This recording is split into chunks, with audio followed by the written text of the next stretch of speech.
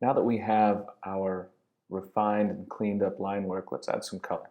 So we want to go to a layer below that, and here I'm going to kind of denote that layer with scribbles so that anything in between that layer and the line work layer above it I know is for this particular concept, and so it's easy for me to locate this concept if I was going to generate more. I'll build layers on top of that one. There are two types of fills. The first bucket in the menu fills layer specific. The second bucket, which I've selected right now, will fill as if all the layers are merged, but you can do it on a separate layer. What we'll do now is we'll lock the transparency, which is done in the layer menu in the bottom right of each layer. What that does is it allows you to pick a tool. Here I'm using an airbrush to add some highlights to the bottom kind of top facing surface of the inside of the wheel. But it only paints where there already are pixels on that specific layer. So you'll notice I don't have to erase anything. What you'll notice a little bit later, now I've gone to the tire layer and I'm doing the same thing with the preserve transparency or lock transparency to add some highlight and shadow. I wasn't very happy with the wheels, and you'll see later on in this ebook that I completely redid the wheels as one of the last steps. Here again you can see some of the challenges associated with trying to fill in regions when it sketches, and so you can play with the tolerance. Rather than really try and tweak that tolerance to a point, I simply grabbed the paintbrush tool with 100% opacity, and I'm filling in the areas that the fill tool did not get, and I will erase the areas that I do not want this orange. I'm using the orange for this main bike frame.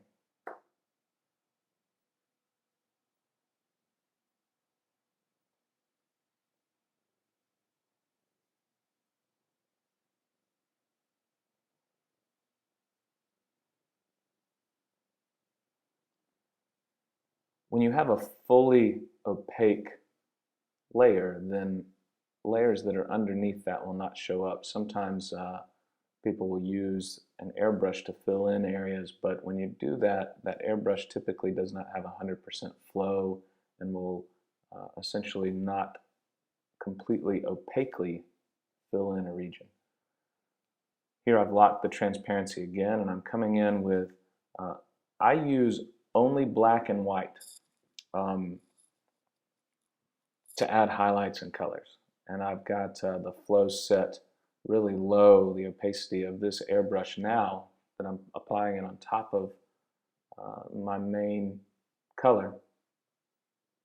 The airbrush will just add highlights, and you want to be careful here that you don't make it too wide or too narrow. This really begins to define what's going on with that surface. So the thinner the surface that you apply that shadow to means that it's a shorter wrap around that surface.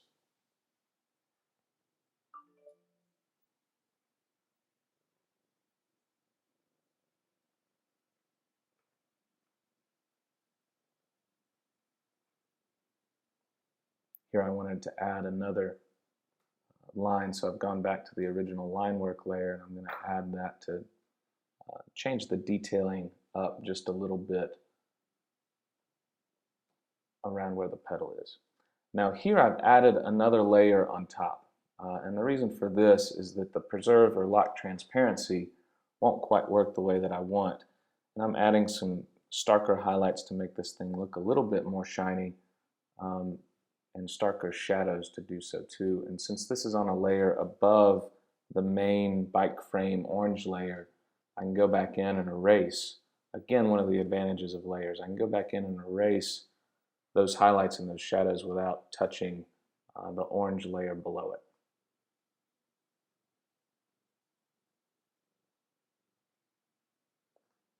I'm just tweaking some of those highlights, some of those shadows.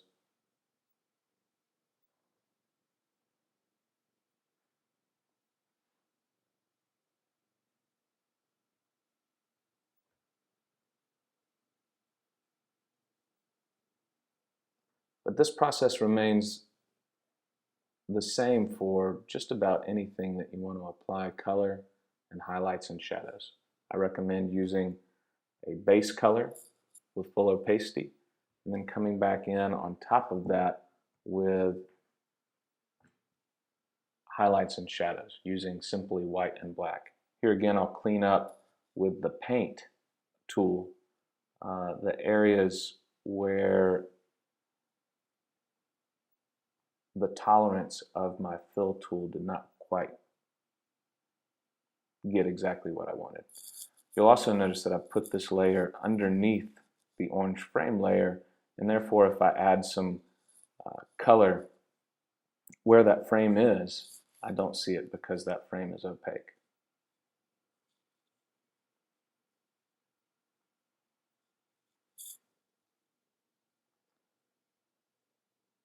For the most part, the rest of this video is a continuation of the process that we used on the frame and that carrying basket. Here I've got to add in and close off these sections so that it fills correctly with the tolerance that I have selected.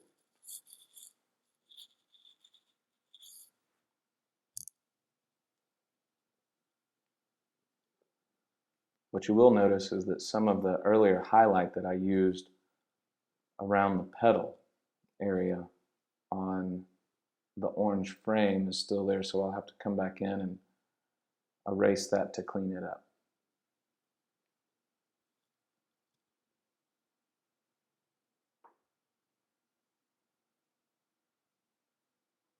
Right now all I'm doing is cleaning up that base layer for the chain guard.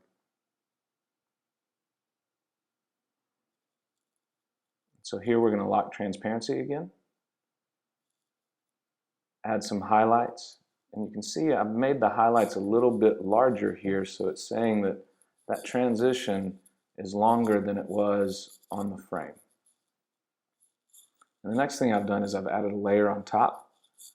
The reason why I've done this is I want to be able to erase these details and make it a pretty crisp line to show that little scalloped area.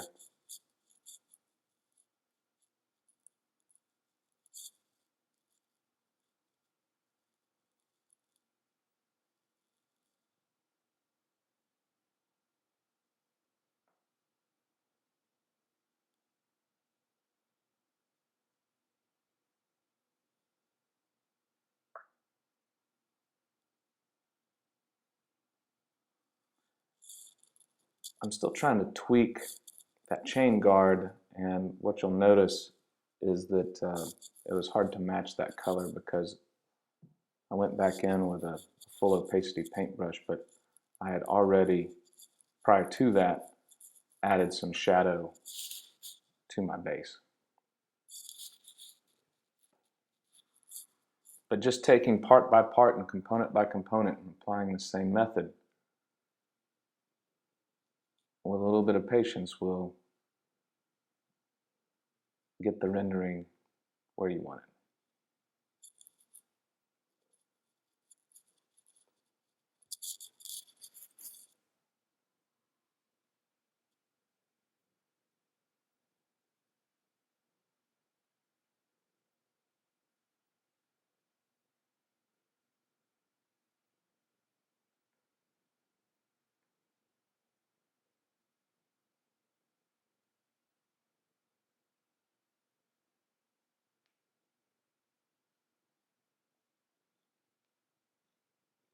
I need to adjust that line work a little bit so that it'll fill. This might have been just as easy to go in and take the paintbrush to fill these areas. You can lock transparency to add the highlights. And this, is going to be somewhat of a chrome, and so it's going to have a pretty, as opposed to a gradual gradient going across that, you want to add some pretty extreme highlights. We'll do the same thing with this little tube down here.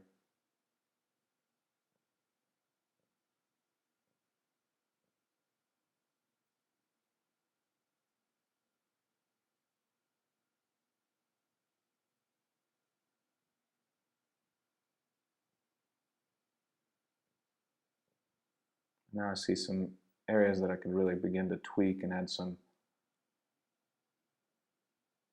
more crisp highlights to. I'm actually using the pencil to add those highlights and white, and I'll add another one right here on this edge. Just a small little hot spot right there. That really makes it begin to look like it's a more glossy surface.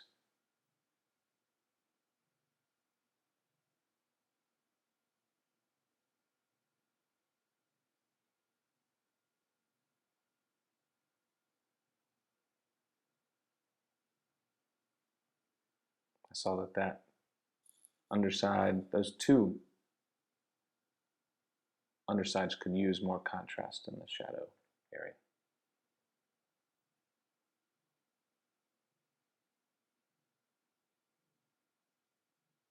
Now here, as opposed to doing the fill, I recognized that it was not likely that I had closed each of those lines in the small little detailed area.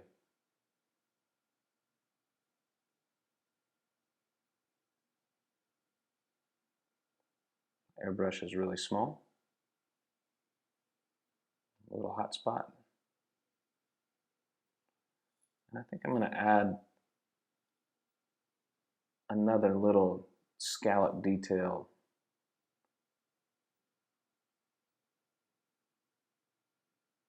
to the actual handlebars, the handles on the handlebar.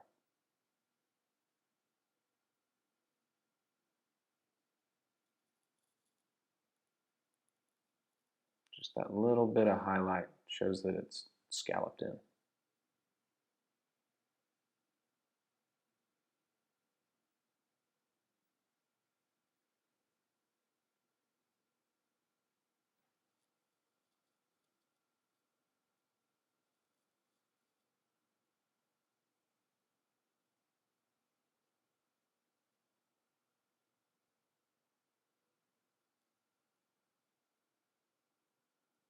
So the key is just to methodically look at each of the parts, understand what's going on with shadow and highlight, and applying that.